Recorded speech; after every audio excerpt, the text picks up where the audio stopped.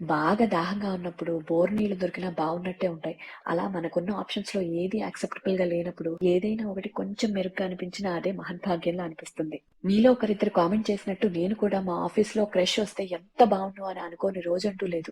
మరి నేను మనసులో అనుకున్నది మేనేజ్మెంట్‌కి వినపడిందో ఏమో అప్పుడొచ్చిందో మెసేజ్ ఆఫీస్ గ్రూప్‌లో. ఒక ప్లే స్కూల్‌తో టై అప్ అయ్యి క్రష్ ఏర్పాటు చేస్తున్నాము అని. ఆఫీస్ బిల్డింగ్‌లోనే కాకపోయినా కొంచెం దూరంలోనే ఉన్న ఇంకో బిల్డింగ్‌లో. ఏదైతేనే గుడ్డిలో మెల్ల అని మర్నాడే పరుగు పరుగున అక్కడ వాతావరణం, ప్లేస్ ఎలా ఉందో చూసి మాట్లాడడానికి వెళ్ళాను. ప్లే స్కూల్ మూలాన పిల్లలకి ఆడుకోవడానికి, నిద్రపోవడానికి, టైమ్ స్పెండ్ చేయడానికి చాలా కంఫర్టబుల్ ప్లేస్ అనిపించింది. ఫీజ్ కూడా కొంత ఆఫీస్ భరిస్తుంది. చైత్రికకి ఇక్కడ ముఖ్యంగా నేను ఆలోచించింది తనకి ఒక సేఫ్ ప్లేస్ కోసం. చదువు అవసరమయ్యే వయసు కాదు. ఇంట్లో 4 గోడల మధ్యలో బందీగా బతికే కన్నా ఇలా నలుగురు పిల్లల మధ్యలో ఆడుకుంటూ పెరిగితే తనకి హాయిగా ఉంటుంది. మాకు ప్రశాంతంగా ఉంటుంది. అంతా బావుంది అనుకున్నా ఇక్కడ ఓ పెద్ద చిక్కుందే. సంవత్సరంన్నర కూడా నిండని పసిపిల్ల. ఇంటి నుంచి అంతసేపు దూరంగా ఉండాలి అంటే అయితే అమ్మ ఉండాలి లేదా కనీసం కేర్ టేకర్ ఉండాలి. ఇప్పుడెలా?